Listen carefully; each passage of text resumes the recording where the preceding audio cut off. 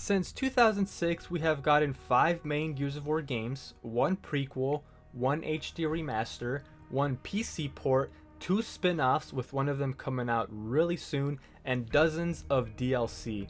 This has all accumulated to over 90 multiplayer maps over the entire Gears of War franchise, some of them being really good and some of them being pretty bad.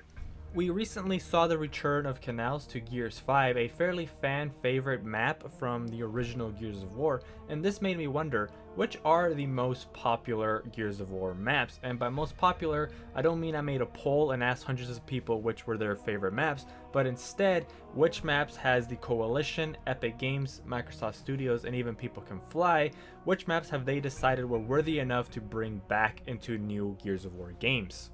With that being said, I have gathered 7 maps that have made their return to 4 or more Gears of War games, but before we get onto the first one, I just want to make some things clear. I will not be including the Ultimate Edition on this list, so if a map made it into the Ultimate Edition, I will not count it as a tally towards the amount of games it's been in. This is because I don't think Ultimate Edition introduced anything new to the franchise. However, I will be considering the PC version of Gears of War 1 as its own game. This is because unlike the other PC games and Ultimate Edition, it actually introduced new things to the franchise. And not only that, but it actually released almost a year after the original Gears of War 1 release. With all that out of the way, let's get on to the first map that has been in at least 4 different Gears of War games. Raven Down made its first appearance in the original Gears of War 1 a few months after release as DLC. It then made a return for Gears of War PC as a launch map, and also made its return in Gears of War 3 and 4 as DLC as well. Raven Down takes place in a tight intersection with a downed helicopter in the center. The only pickup weapons are frag grenades, and it was a very close quarters map, and it quickly became a fan favorite. This map was so close quarters that your entire team did not spawn together. Instead, you were split up and everybody spawned at the end of each road. Despite being in 4 different Gears of War games, this map has not seen many changes. The biggest change came in Gears of War 3, where the map took place in the middle of a snowstorm that could actually pick up and obscure your vision. I would not be surprised if this map made a return to Gears 5 by the time Gears 6 is released. The next map on the list is Fuel Depot. This was a launch map for Gears of War 1 as well as a launch map for Gears of War PC. It made its return in Gears of War 2 as part of the Snowblind map pack and was part of the free DLC for Gears of War 4.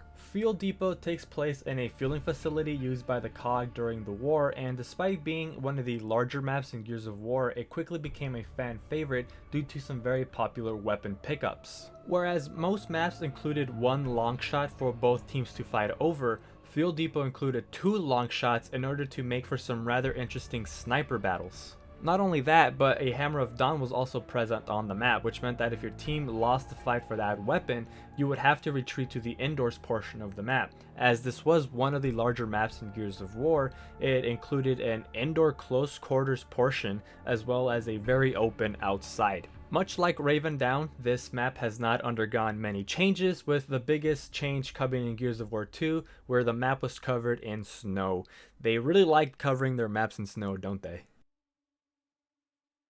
Next up, we have Clock Tower. I was actually caught a little bit by surprise on this one. I was not aware it had been on this many games, but it was a launch map for Gears of War 1 as well as Gears of War PC, and made a return to Gears of War 3 as part of the Horde Command Pack, and was free DLC for Gears of War 4. Clock Tower takes place in a rundown section of the city with a clock being on the highest part of the map, and players have 2 options. They can either take the low road and fight in a close quarters area with cars on a road, or take the high ground and fight it out over top in a courtyard where they will most likely be fighting over the long shot. Unlike the last map, this map only has 1 long shot and not 2. This became a popular map as it gave players the opportunity to approach their opponent in different ways depending on their playstyle. As I mentioned earlier, you could either take it downstairs and fight it out in close quarters, or go upstairs, get the long shot, and overlook the entire map for more long-range engagements. Not only that, but the power weapons were in quite risky locations, which made the engagements and the fights over them quite enjoyable. The final map on the list to be included in 4 Gears of War games is Blood Drive. This map made its first appearance in Gears of War 2, it then returned as DLC for Gears of War 3, Judgment, as well as Gears of War 4. This makes Blood Drive the only map to be included in every single Gears of War game since it was introduced. It's not in Gears 5 yet, but I wouldn't be surprised if it was added sometime soon, as this is a very popular map. However, there is a large group of people in the community that do not like Blood Drive, whether it's because they think it encourages Lancer fights instead of Gnasher combat, or they think that this map has been overused. You see, the previous maps on this list were included in Gears of War PC, but most people did not play Gears of War PC. So even though Blood Drive has technically been in as many games as 3 other maps, Blood Drive is the only map to have been included in 4 main titles, seeing as most people consider Gears of War PC as just a port. But I want to know your thoughts on Blood Drive. Do you like the map? Do you hate the map? Would you like for it to return, or do you want it to remain a classic? Next up on the list is War Machine. This is a little bit of a weird one, seeing as technically we have 4.5 versions of this map. It made its first appearance in Gears of War 1, it then returned for Gears of War PC, as well as Gears of War 2 and Gears of War 4. However, we do have a version of it in Gears 5, but it's not the full map. Gears 5 has a 2v2 Gnashers version of War Machine, which they called Boxes, and this version is a much smaller version of the full-size map and only focuses on the center of the map. So I did not want to say that this map has been included in 5 different games, because technically we don't have the original map in Gears 5, but seeing as we do have the smaller version, chances are the full version will be included sometime later. War Machine takes place in a train station, and unlike other maps, you actually spawn relatively close to your opponent on this map, which means getting to combat is much faster, which might add to the popularity of this map. This is emphasized even more by the fact that it's a close quarters map with tons of cover and hiding places, which brings the possibility of having different engagements each time. And finally, we have made it to the last 2 maps that have made it into 5 different Gears of War games. The first one being Canals. I mentioned this earlier in the video that Canals made its way back into Gears 5, but before that it had actually been in Gears of War 1, Gears of War PC, Gears of War 2, and Gears of War 4. Canals is a long and narrow map that consists of 3 bridges that connects the top of the map to the bottom of the map, and much like other very popular Gears of War maps, this one contains 2 longshot sniper spawns, so instead of your team fighting over one, both teams get a longshot and it encourages sniper fights. This map has seen many changes since its initial release back in Gears of War 1, mostly thematically. No 2 maps look the same, although the cover configuration does stay the same. If you're curious as to what each version looks like right next to each other, I do have a video on that, feel free to check it out. But this is Canals. I don't think it needs much more explanation as to why it is such a fan favorite.